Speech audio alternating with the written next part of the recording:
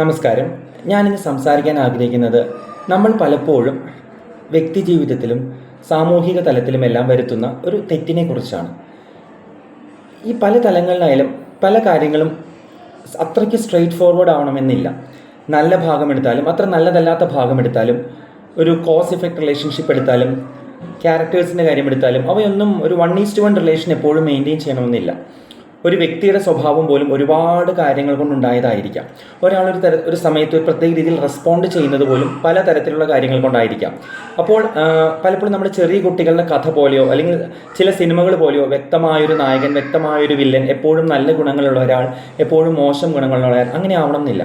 പക്ഷേ നമ്മൾ പലപ്പോഴും അറിഞ്ഞും അറിയാതെയും കാര്യങ്ങളെ കോംപ്ലിക്കേറ്റഡ് ആയ മൾട്ടിഫാക്ടോറിയലായ മൾട്ടിപ്പിൾ ഫാക്ടേഴ്സിനെ മൾട്ടിപ്പിൾ രീതിയിൽ ഡിപ്പെൻഡ് ചെയ്യുന്ന കാര്യങ്ങളെ ലീനിയറായിട്ട് ഓവർ സിംപ്ലിഫൈഡ് ആയിട്ട് ഒന്നോ രണ്ടോ കാര്യങ്ങളിൽ കൊണ്ടെത്തിക്കാറുണ്ട്.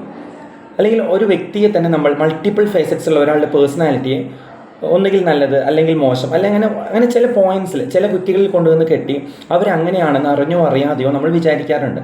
സമൂഹവും പലപ്പോഴും അങ്ങനെ പെരുമാറാറുണ്ട്.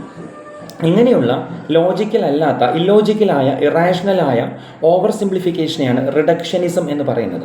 റിഡക്ഷനിസം നമ്മൾ കാര്യങ്ങളെ ഒരു കോംപ്ലിക്കേറ്റഡ് കാര്യത്തെ അങ്ങനെ അൺകോംപ്ലിക്കേറ്റഡ് ആക്കാൻ ഇത് ചിലപ്പോൾ സഹായിക്കുമായിരിക്കാം. പക്ഷേ എന്നാലും അതിന് ഒരുപാട് പ്രശ്നങ്ങളുണ്ട്. അറിഞ്ഞും അറിയാതെയും ഈ റിഡക്ഷനിസം വരാതിരിക്കാൻ, നമ്മുടെ പെരുമാറ്റത്തിൽ വരാതിരിക്കാൻ, അതിലും പ്രധാനമായി നമ്മുടെ ചിന്തകളിലും വാക്കുകളിലും വരാതിരിക്കാൻ നമ്മളെപ്പോഴും കോൺഷ്യസ് ആയിട്ട് ശ്രദ്ധിക്കണം എന്നുള്ളതാണ് ഈ വീഡിയോയിലൂടെ ഞാൻ പറയാൻ ആഗ്രഹിക്കുന്നത്. എല്ലാം എന്താ പറയുക, ഗുഡ് ബാഡ് എന്നുള്ള ആ ഒരു രീതിയിൽ നമുക്ക് ഡിവൈഡ് ചെയ്യാൻ എല്ലാ കാര്യങ്ങളും പലപ്പോഴും പറ്റില്ല. വ്യക്തികളുടെയും സംഘടനകളുടെയും ആളുകളുടെയും സ്വഭാവ രീതികൾ, പെരുമാറ്റങ്ങളെല്ലാം പലപ്പോഴും വ്യത്യസ്തമായിരിക്കാം. ഒരേ ആളുകൾ തന്നെ പല സാഹചര്യത്തിൽ പല രീതിയിൽ പെരുമാറാം.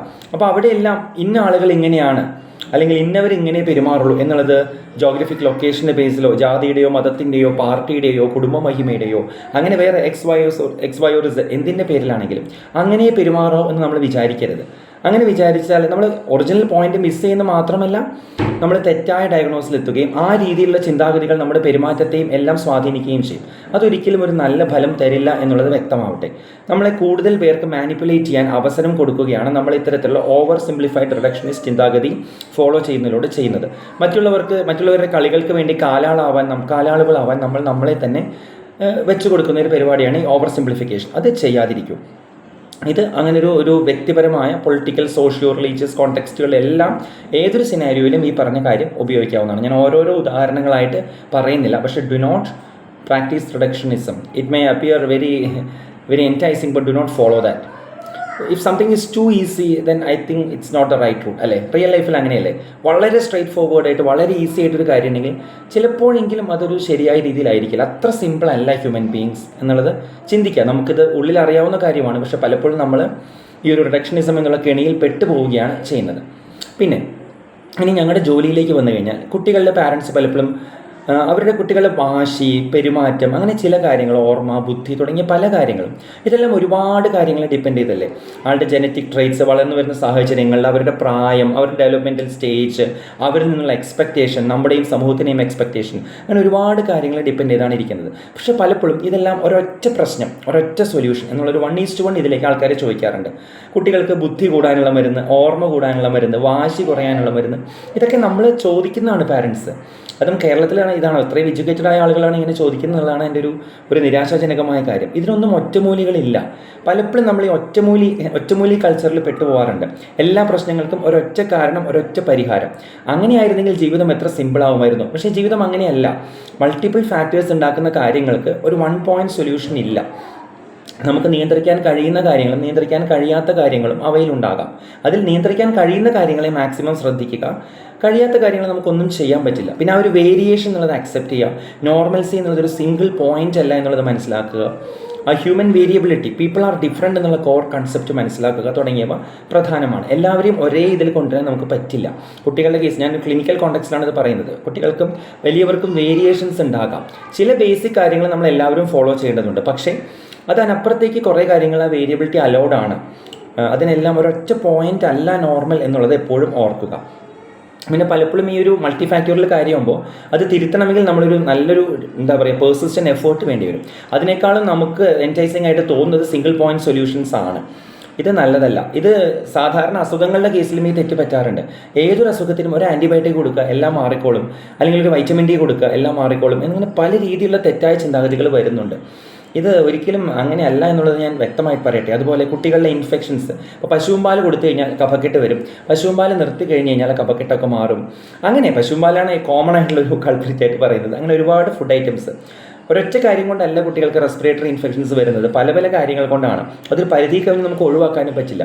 ഇവിടെയെല്ലാം ഒരൊറ്റൊരു ഫുഡ് പ്രോഡക്റ്റിനെ അല്ലെങ്കിൽ ഒറ്റൊരു കാര്യത്തെ പ്രതിസ്ഥാനത്ത് നിർത്തി അത് മാറ്റുക വഴി മാത്രം ഇത് കൺട്രോൾ ചെയ്യാൻ കഴിയുമെന്ന് ജനറലൈസ്ഡ് ആയിട്ട് പറയുന്നത് ഓവർ സിംപ്ലിഫിക്കേഷനാണ്, റിഡക്ഷനിസമാണ്. ചില സ്പെസിഫിക് കേസുകളിൽ ചില കാര്യങ്ങൾ ചെയ്താൽ നമുക്ക് ബെനിഫിറ്റ് കിട്ടും.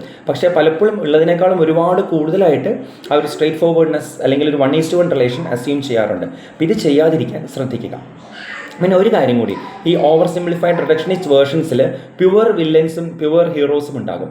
ഈ pure hero pure villain concept ഉണ്ടാക്കിയാൽ മാസ് ലെവലിൽ ആളുകളെ മാനിപ്പുലേറ്റ് ചെയ്യാൻ പറ്റിയ ഒരു നെറേറ്റീവാണത്. ഇവരെല്ലാം ശത്രുക്കൾ, ഇവരെല്ലാം നമ്മുടെ ബന്ധുക്കൾ, നമ്മുടെ ആളുകൾ, അവർക്കെതിരെ നമ്മൾ അണിനിരക്കണം, നമ്മൾക്ക് വേണ്ടി ഇന്ന ആളുണ്ട്. അത് ABCD എല്ലാ രീതിയിലും ഉണ്ട്. ഇതൊരു ഒരാളുടെ മാത്രം ഒരു ഇതല്ല. അപ്പോൾ അങ്ങനത്തെയുള്ള ഒരു രക്ഷകന്മാരെയും വില്ലന്മാരെയും സൃഷ്ടിക്കാനും, ഇത് മതങ്ങളും രാഷ്ട്രീയക്കാരും എല്ലാവരും എപ്പോഴും പയറ്റുന്ന ഒരു ആയുധമാണ്. ഒരു പൊതു വില്ലനെ കണ്ടെത്തുക, അവനെതിരെ പോരാടേണ്ടതിന് ആവശ്യകത പറയുക, അതിനുവേണ്ടി ഒരു നായകനെ മുന്നിൽ നിർത്തുക, ആ നായകൻ്റെ പിന്നിൽ അണിനിരക്കാൻ വേണ്ടി അണികളോട് പറയുക. ഇതെല്ലാവരും ഉപയോഗിക്കുന്നുണ്ട് പല പല കോണ്ടെക്സ്റ്റുകളിൽ. അപ്പോൾ ഇത് കേൾക്കുമ്പോൾ പോലും നമ്മുടെ ബയാസ് അനുസരിച്ച് നമുക്ക് ചില കാര്യങ്ങൾ ഓർമ്മ വരും. പക്ഷേ ഇത് അങ്ങോട്ടും ഇങ്ങോട്ടും ആപ്ലിക്കബിളായ കാര്യമാണ്. ഇതിൻ്റെ അർത്ഥം എല്ലാവരും ഒരുപോലെയാണെന്നോ അല്ല. വേരിയേഷൻ ഉണ്ട്. ചില കാര്യങ്ങളിൽ നല്ല എലമെൻറ്റ്സ് കൂടുതലുണ്ട്, ചില കാര്യങ്ങളിൽ അത്ര നല്ലതല്ലാത്ത എലമെൻറ്റ്സ് കൂടുതലുണ്ട്. എല്ലാവരും ഒരുപോലെയാണ് എന്നുള്ളതും ഒരു ഓവർ സിംപ്ലിഫൈഡ് വേർഷനാണ്. അല്ല, ആളുകൾ വ്യത്യസ്തരാണ്. പക്ഷേ പ്യുവർ നായകന്മാരും പ്യുവർ വില്ലന്മാരും വൺ വേ സൊല്യൂഷൻസും വാരിയേഴ്സും ഇതൊക്കെ കേൾക്കാൻ സുഖമുണ്ട്. പക്ഷേ റിയൽ ലൈഫിൽ ഇങ്ങനെയല്ല എന്നുള്ളത് നമ്മൾ വ്യക്തമായിട്ട് മനസ്സിലാക്കുക. അപ്പോൾ മൾട്ടിപ്പിൾ കോണ്ടെക്സ്റ്റിൽ, വ്യക്തിപരമായ തലങ്ങളിൽ, റിലീജിയോ പൊളിറ്റിക്കൽ തലങ്ങളിൽ, പിന്നെ ഞങ്ങളുടെ ജോലിയുടെ ഭാഗമായിട്ടുള്ള ക്ലിനിക്കൽ ആസ്പെക്ട്സിൽ, ഇവിടെയെല്ലാം റിഡക്ഷനിസം വരുത്തുന്ന മിസ്റ്റേക്കുകളെ കുറിച്ചാണ്, അല്ലെങ്കിൽ ആ ഒരു നമ്മൾ ചെയ്യാൻ പാടില്ലാത്ത റിഡക്ഷനിസം എന്നുള്ളൊരു തെറ്റിനെ കുറിച്ചാണ് ഞാൻ ഈ വീഡിയോയിൽ പറയാൻ ആഗ്രഹിച്ചത്. ആളുകളെക്കുറിച്ച് നമ്മളിത് ചെയ്യാറുണ്ട്. അവരിങ്ങനെയാണ്, ഞാനിങ്ങനെയായിരുന്നു അതുകൊണ്ട് അവരിങ്ങനെയാണ്, ഇന്ന ആളുകൾ ഇങ്ങനെയാണ്, ഇന്ന കുടുംബക്കാരിങ്ങനെയാണ്. അങ്ങനെ നമുക്ക് ഏതൊരു അവസരത്തിലും നമ്മൾ റെഡ്യൂസ് ചെയ്തൊരു സിമ്പിൾ ഡയഗ്നോസിലെത്താൻ നമുക്ക് ഇഷ്ടമാണ്. It doesn't work that way in real life എന്നുള്ളത് എപ്പോഴും മനസ്സിലാക്കുക. ഇതിന് ഒരുപാട് ഉദാഹരണങ്ങൾ, ഒരുപാട് കാര്യങ്ങൾ പറയാം. പക്ഷേ I think the point is very clear. അപ്പോൾ ഇനി നമ്മൾ അറിഞ്ഞും അറിയാതെയും ചെയ്യുന്ന ദോഷമില്ലാത്തതും ദോഷമുള്ളതുമായ റിഡക്ഷനിസ്റ്റ് ഐഡിയകളെ ഒന്ന് മാറ്റിപ്പിടിക്കുക. മനുഷ്യരുടെ വേരിയേഷൻസിനെയും മൾട്ടിഫാക്ടോറിയൽ ഡിപ്പെൻഡൻസിനെയും എല്ലാത്തെയും ഒന്നുകൂടി മനസ്സിലാക്കുക. അത് മനസ്സിലാക്കിയാൽ നമുക്ക് കുറച്ചുകൂടി പക്വതയോടെ കാര്യങ്ങളെ സമീപിക്കാൻ കഴിയും. കുറച്ചുകൂടി ഒരു മെച്യൂർ ആയിട്ടുള്ള റെസ്പോൺസ് നമുക്കുണ്ടാവും. നമ്മുടെ ഒരു ഇമോഷണൽ ടർബുലൻസ് നമുക്ക് കുറയ്ക്കാൻ കഴിയും. നമ്മളെ മറ്റുള്ളവർ മാനിപ്പുലേറ്റ് ചെയ്യുന്നതും കുറയ്ക്കാൻ കഴിയും. അപ്പോൾ ഒരുപാട് വ്യക്തിതലത്തിലും ഇതെല്ലാവരും പ്രാക്ടീസ് ചെയ്താൽ സമൂഹ തലത്തിലും ഒരുപാട് നല്ല മാറ്റങ്ങൾ വരുത്താൻ കഴിവുള്ള ഒരു ബിഹേവിയറൽ ചേഞ്ചാണ് ദ അവോയ്ഡൻസ് ഓഫ് റിഡക്ഷനിസം എന്നുള്ളത്. അപ്പോൾ ഈ ഒരു പോയിന്റിനെ കുറിച്ച് കൂടുതൽ ചിന്തിക്കുക. Thank U.